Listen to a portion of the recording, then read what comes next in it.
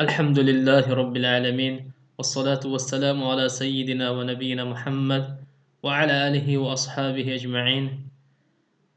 السلام عليكم ورحمة الله وبركاته. محبت الله سبحانه وتعالى. دلها همیشه میل به محبت دارد، پس هر یک دل محبتش را به الله سبحانه و تعالی کرده باشد.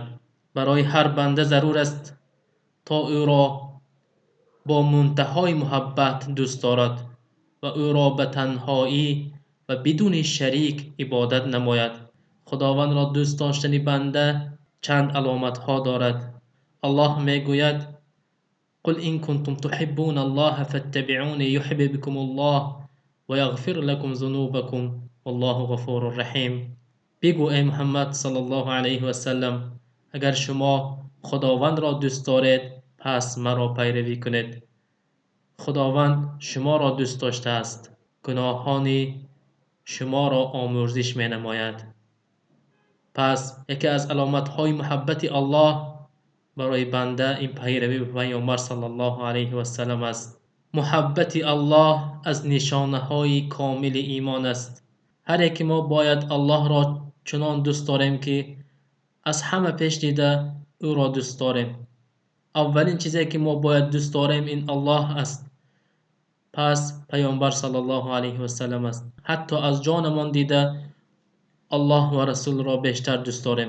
بعضی از سبب هایی که محبت خداوند را جلب میکند برای شما گوشرس میکنم.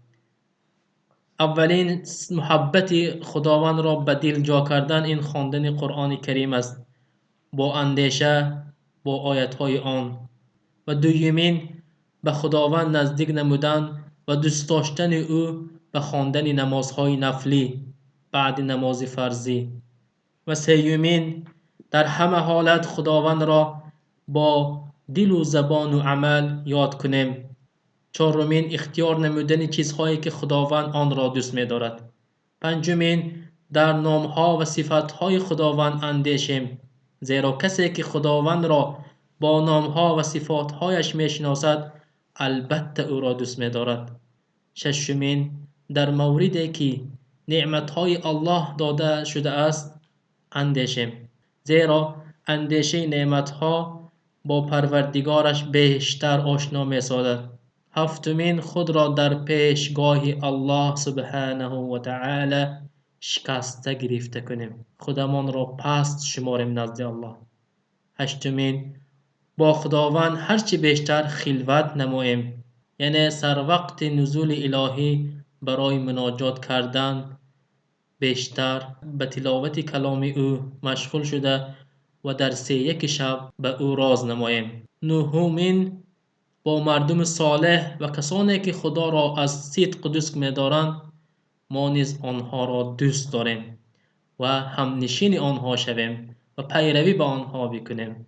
و دهمین دوری جستن از تمام چیزهایی که در بین قلب انسان و خداوند مانع می شود.